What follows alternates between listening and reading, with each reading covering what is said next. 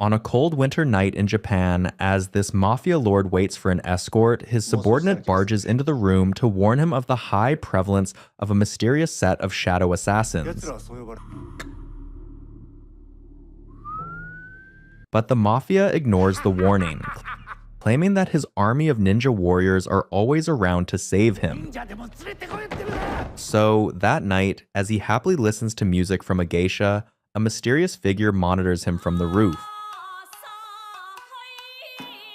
As soon as the music ends, the mafia removes his robe and tries to force himself on the geisha.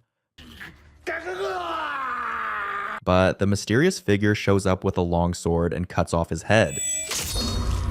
The geisha screams in fright, alerting the unsuspecting ninjas. As they enter the room, they see their master beheaded. One of the ninjas questions the geisha, who points him in the direction of the mysterious figure. The ninja immediately fires several bullets, causing a cloud of smoke in the small room. Unknown to them, the mysterious assassin had jumped into their midst through the ceiling.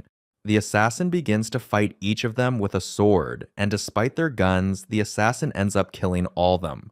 While the fight ensues, the geisha stands at a corner, fearfully watching as the assassin battles with the ninjas. As the two fight, the assassin suddenly picks up a gun and fires at the ninja, but he skillfully dodges it, causing the geisha to bear the brunt of it. Seeing the geisha collapse and die, the assassin becomes distracted, so the ninja uses the opportunity to fire several rounds, causing the assassin to collapse. With the assassin down, more ninjas run into the room to help, so the ninja leader drops his guard and approaches the assassin to remove their mask. But he's shocked to discover that the assassin is a woman. Suddenly, the lights in the room turn off, so the leader orders his fellow ninjas to check on the electricity. Meanwhile, outside the room, another masked assassin appears and begins to kill all the ninjas stationed outside. This assassin appears more skilled. She blows off a section of the house, killing the majority of the ninjas. Then, she removes her mask and approaches the inner to fight the leader of the ninjas. After an intense sword fight, she overpowers and throws him into the snow. He tries to crawl to safety, but she catches up with him and reveals that she was tasked with killing the entire mafia clan. He tries to bargain with her, claiming that since his mafia boss was dead, then her job was done. But she insists that if she lets him live, he will become the next mafia boss and the clan will rise again. Upon hearing this, he picks up his sword and attempts to fight with her, but she beheads him in less than a second. Then, she places his sword next to his body and walks away. She returns to the inner room and wakes up her injured colleague. It turns out that the injured assassin's code name is 13, while the skilled assassin's name is Umbra. As they drive away, Umbra criticizes 13 for mistakenly killing the geisha, who is a civilian. She also points out that the ninjas had almost killed her, which could have jeopardized their mission. Hearing this, 13 grows tense, so Umbra hands her a drug, telling her to swallow it and rest up. As soon as they arrive at their destination, their manager walks over to the car to question Umbra on the success of their mission.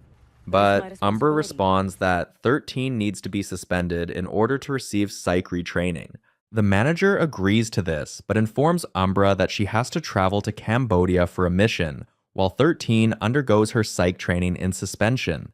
So, 13 flies alone to begin her suspension, while Umbra stays back to carry out her new mission in Cambodia. During the suspension period, 13 experiences severe nightmares and panic attacks, causing her to rely on pills constantly. Feeling bored, she tries to contact Umbra in order to get back into the assassination game, but Umbra advises her to stick to taking medication in order to recover fully. On her way home, she comes across her neighbors, Monji and his mother, but ignores them. That night, while battling with insomnia, she hears some noise outside and goes to check it out. It turns out Monji's mother works as an escort for a man named Haga, who's a human trafficker. As Haga assaults the mother in the corridor, Monji tries to intervene to save her, but he's restrained by Haga's men. 13 watches this, but decides not to intervene. However, the next morning, as she leaves the house, she sees a crowd gathering in the corridor. It turns out that Monji's mother was found dead in the house. Manji tries to accompany his mother to the mortuary, but a police detective stops and warns him against it. Seeing this, 13 stares intently at him, and when he notices the weird stare, he tries to walk up to her, but she disappears in front of his eyes. Meanwhile, 13 grows frustrated waiting for a response from Umbra. So, while quietly staring at her dinner, Manji suddenly approaches and asks to share the food with her. While sitting together, she consoles him for the death of his mother. So he explains that his mother was an addict and that her death was inevitable. Hearing this, she asks about the men who were assaulting his mother the previous night, so he yells at her to shut up and stop inquiring about his life. But after some time, he breaks down in tears and reveals that Haga had killed his mother and covered it up as a drug overdose. Seeing him in tears, 13 volunteers take him to his mother's grave.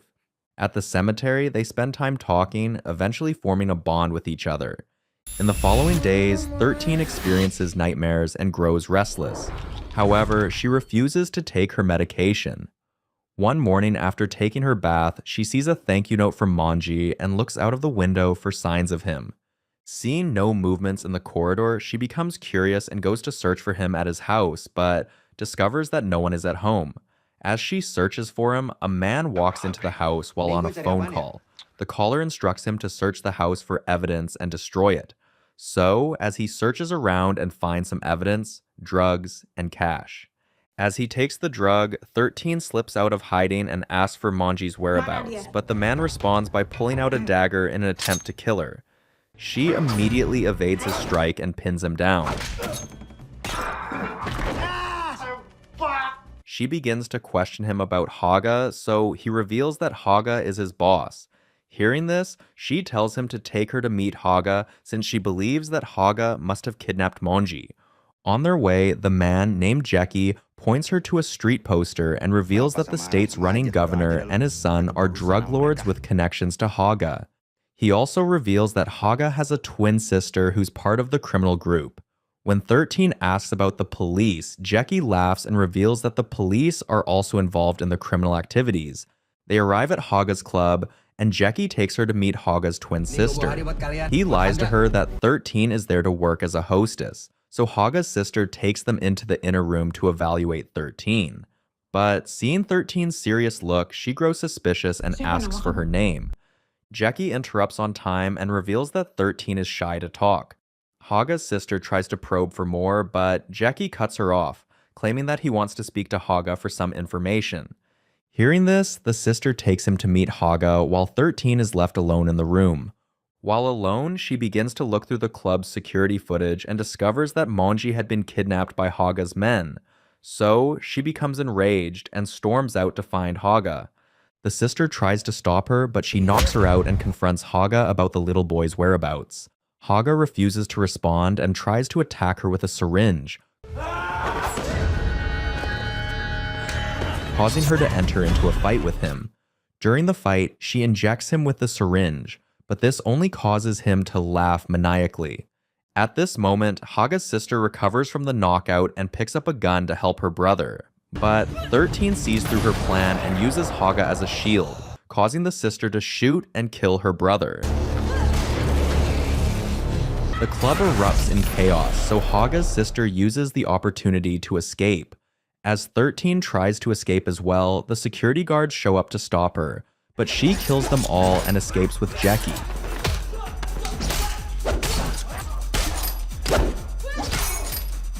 While driving away, Jackie yells at her for causing trouble for him. He reveals that the crime boss would assume that he's in cahoots with her since he had brought her to the club. But she ignores his plight and insists that they find Manji. This makes him angry, so he stops the car and pulls her out, telling her to find the boy on her own. As he leaves, she advises him not to return to his house since Haga's men would be looking for him. Meanwhile, Detective Proseccio learns about Haga's death. As he looks through the security footage, he sees a photo of 13 and recalls that he had seen her at Manji's house. He relays this information to Ariel, the vice governor's son, who's also the crime lord of their organization. Hearing this, Ariel instructs him to find Jackie in order to locate 13's whereabouts. After ending the call, Ariel faces criticism from his father, the vice governor. The man sternly criticizes him for killing Manji's mother, who was pregnant with his child.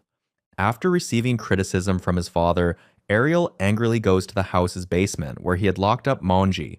He spends the night torturing the little boy. Meanwhile, in Cambodia, as Umbra carries out her mission of killing her targets, a new assassin suddenly shows up and assists her in the killings. She's shocked to see him and immediately questions her handler. The handler clarifies that the assassin is there to assist her. As she bends down to inspect her dead victims, the assassin points out that the people they have been killing were their fellow assassins. As they continue deeper into the woods to find more targets, Umbra separates from the assassin to search an isolated house in the woods. There, she finds another target, and the two get into an intense fight. During the fight, Umbra recognizes the target as her fellow assassin, making her wonder why the organization had ordered their death. After several rounds of sword exchange, Umbra overpowers the assassin, and as she's about to strike her sword, the woman begins to plead for mercy, revealing that she no longer wants to be a part of the organization. She also reveals she's pregnant and begs Umbra for a chance to live with her baby. This is America. Didn't it mean something? Anything? Please let us live. Seeing this, Umbra succumbs and allows her to leave. But as the woman walks out of the door, the new assassin catches and kills her. Meanwhile, 13 is worried about Jackie's safety, so she visits the phone booth to get some hidden weapons. At the same time, Jackie is fearing for his life. That night, he returns home to change his grandmother's drip, and as he gives her a tight hug, Detective Crescetto storms into his house with a group of men. Seeing this, he runs into his room to shield his grandmother from them. But Detective Crescetto storms in and fires a bullet in his direction to scare him. He begins to question the frightened Jackie about 13, and as he resolves to kill the boy, his subordinate informs him through a walkie-talkie that something's happening outside. S.O. He tells another subordinate to check out the situation, but as the man walks out, a bullet blows out his head. Outside, 13 continues to battle all of the detective's men. After killing them, she advances into the room to finish off the detective. She pins him to the floor and asks about Monji's whereabouts, but he laughs at her for going through all the trouble just to save the little boy. As she probes him for information, Jackie suddenly comes out from behind to hold her back, giving the detective an opportunity to escape. Seeing this, she pushes Jackie away and begins to pursue the detective. The man escapes in a car, but she gives him a hot pursuit on a motorcycle. When he sees this, he immediately calls Ariel, the governor's son, to inform him about her. So, they both plan to lead her into a trap. As he drives into Ariel's mansion, she follows suit. But suddenly, a car rams into her from behind, causing her to fly in the air. Then, Ariel approaches her with a baseball bat and hits the helmet off her head. The detective rushes in and tries to grab the bat to also hit her, but Ariel stops him and tells him to look after her while he goes to call his father. As Ariel leaves, the detective tries to take revenge on her for the death of Haga, but she uses her last strength to bite off his ear and picks out his eyes, causing his death. Ariel hears the screams from the detective and quickly returns to restrain her. He hits her with the bat, causing her to lose consciousness. Meanwhile, Umbra is criticized by her manager for almost letting her target escape, so she responds that she had hesitated to kill the target since they were her former assassin. Hearing this, the manager warns her against having a soft heart before giving her a file containing all of 13's actions during the past days. The manager informs her that the organization is unhappy with 13's actions and plans to eradicate her, so they assign Umbra and the new assassin to kill 13 to prevent further damage. Meanwhile, 13 is trapped in an underground torture room by Ariel.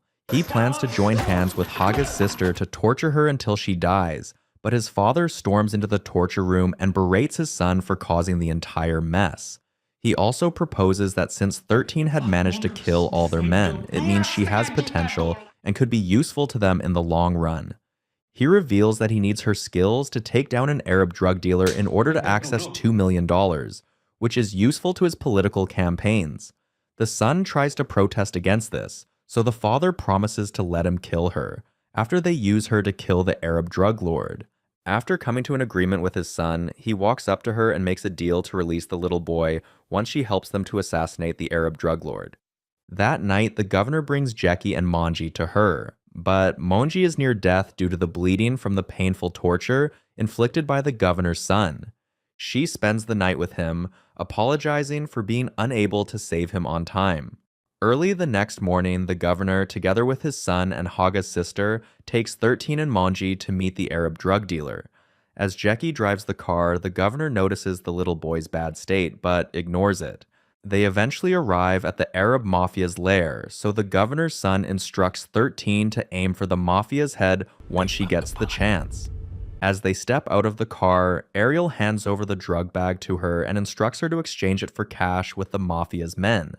After exchanging the drugs for the $2 million cash, Ariel secretly gives her a gun and tells her to kill the Arab mafia with it. But as she walks over to carry out the task, Jackie notices that Monji has died from his injuries. So he fights off the governor's men in order to alert her of the boy's death. As she pulls out her gun to kill the Arab mafia, Jackie yells from his vehicle, revealing that Monji is dead. This news destabilizes her, causing her to become distracted. Meanwhile, Jackie gains control of the steering wheel and drives into some of the mafia's men. Seeing this, a shootout ensues, with the two opposing teams firing at each other. During the gunfire exchange, the mafia's men find and kill the governor, making Ariel extremely angry. Filled with rage, he grabs a gun and begins to fire randomly at the mafia's men. He fires an explosive that kills the mafia and his subordinates. Meanwhile, Jackie takes advantage of the shootout to try to escape with the dead Monji, but he's cornered by Haga's sister, who tries to shoot him.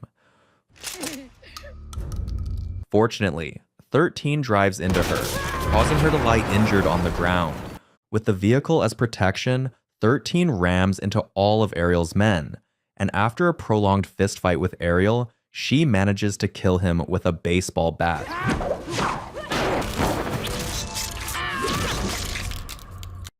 Haga's sister tries to confront her again, but Jackie runs into her with a car, killing her instantly.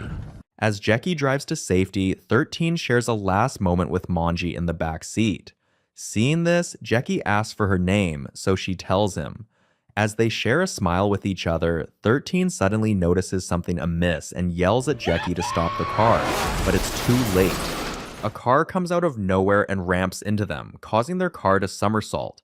Several hours later, 13 wakes up to find herself held captive with Jackie. Her manager hits her in anger for causing trouble and for bringing attention to their secret organization by killing the governor and his son. The manager instructs Umbra to kill 13, but she hesitates after 13 calls out her name. Seeing her distracted, Jackie overpowers her and yells at 13 to escape, but the manager shoots and kills him. Using this distraction, 13 jumps out of the window to escape, but the manager sends an assassin after her. While alone with Umbra, he admonishes her for showing weakness and tasks her with killing the girl. Meanwhile, 13 runs into a nearby building, but the assassin follows her closely. He finds her hiding behind a pillar, so the two get into an intense fistfight. After receiving tons of blows from the assassin, she eventually locks in and kills him by stabbing him several times. At this moment, Umbra enters the building and fires at her, but she evades the bullets and runs to escape. But Umbra continues to chase after her while firing tons of bullets. She catches up to her, so the two get into a sword fight, severely injuring each other. After an intense fight where they stab each other, Umbra ends up winning, but at the last moment, she hesitates to kill 13. The manager walks in at this moment and points a gun at her, instructing her to finish the job. But instead of killing 13, she throws a dagger to stab the manager. In retaliation, the manager fires at her, killing her. Filled with rage, 13 picks up a gun and kills the manager. Then, she goes to check up on the dying Umbra. As she breathes her last, she reveals that 13's real name is actually Nomi. It turns out she was the assassin who killed 13's mother. After revealing this, she breathes her last and dies. 13 burns down the entire building to eradicate the bodies. Then, she buries Monji beside his mother's grave. As she takes a rest, a group of assassins suddenly arrives to kill her. The leader of the assassins turns out to be 14, her successor in the organization. 13 gives up on fighting, and as she accepts her fate, a mysterious masked man suddenly shows up and kills the assassins. He threatens to kill 14, so she gives up on killing 13 and leaves. So, the mysterious man approaches her and reveals that tons of assassins will be coming after her. When she asks for his identity, he pulls off the mask and shows his face. He turns out to be Master Barai, the man who had mentored Umbra. He volunteers to take her under his wings for protection, so she agrees on the condition that he calls her by her real name.